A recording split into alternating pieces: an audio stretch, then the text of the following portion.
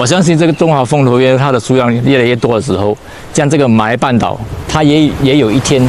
会出现这个中华凤头鸢哦。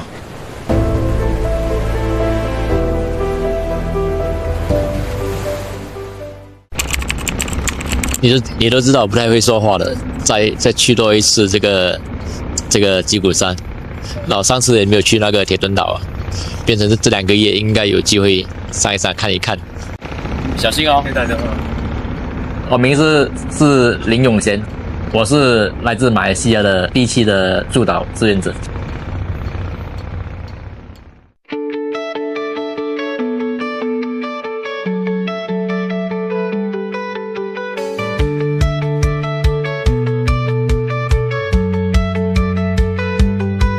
好，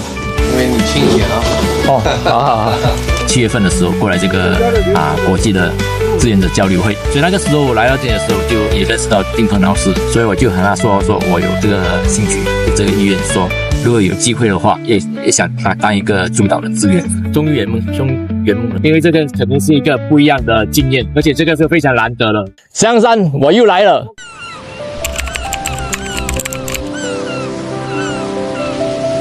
岛上的生活是相对的是简单一点的。我5点半会起身，然后我大概6点的话，我会就环岛1周。第一天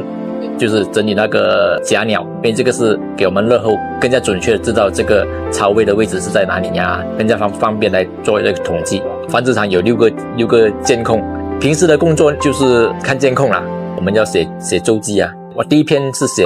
环志的，因为这个环志呢，它是直接给我们知道这个迁徙鸟它们去哪里呀，它们过冬地在哪里呀，所以我们都很清楚的知道。我们大概可以知道26到28天它就会孵化嘛，所以当那个时间到了，特别是在第25天的时候，就我们会注意每个巢看有没有一些动静。终于出来的时候，其实我们上一个志愿者呢都肯定是非常开心啊，终于出来了。从他们求偶啊、现鱼啊，到下蛋、孵卵，到宝宝出来，第4个阶段就可能它飞走。对我们志愿者来说，这个是非常可贵的。我们可以在这个第1、第2、第3阶段，我们都接触到。还没有来之前的时候，我是想要了解这个人工造影还有那个种群恢复到底是怎样进行的。今年已经是第14年了，这个工作呢，其实是相对的成熟。然后我真正可以看到他们这个整个过程呢，亲眼或者我亲手去看到这个东西，这个对我个人而言是大开眼界的。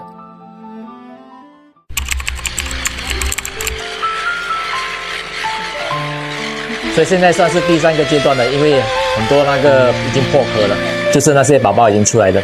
所以现在我们比较容易看到就是他们在育雏。他们过了这个第4个阶段呢，就是宝宝已经如果是可以飞了，他们就会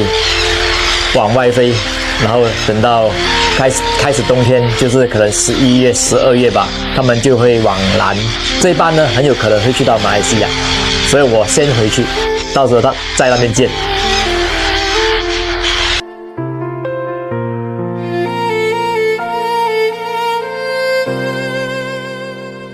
回去过后呢，我一定会把它写下来。我希望呢，就是这个 East Asia Australia Flyway， 就是我希望这个迁徙路线的相关的国家，我都希望他们可以知道真理的保育工作是怎么样去进行的。在我来这里之前呢，我还没有想到那么远，但是我现在看到了，我觉得这个我有这个使命，要不然我这次真是白来。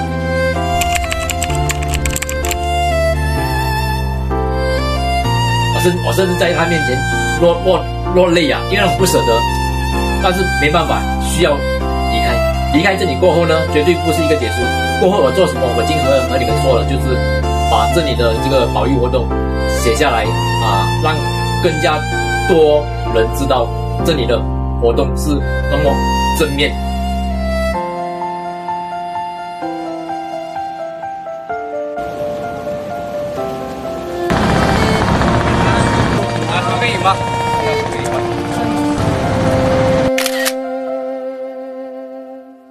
这个绝对不是我在这里的结束，而是我在马来西亚的开始，让更加多的人知道，中国有一个地方，有一群人保育鸟类的人士，包括我是其中的一份子，我们在保护着中华风头燕鸥。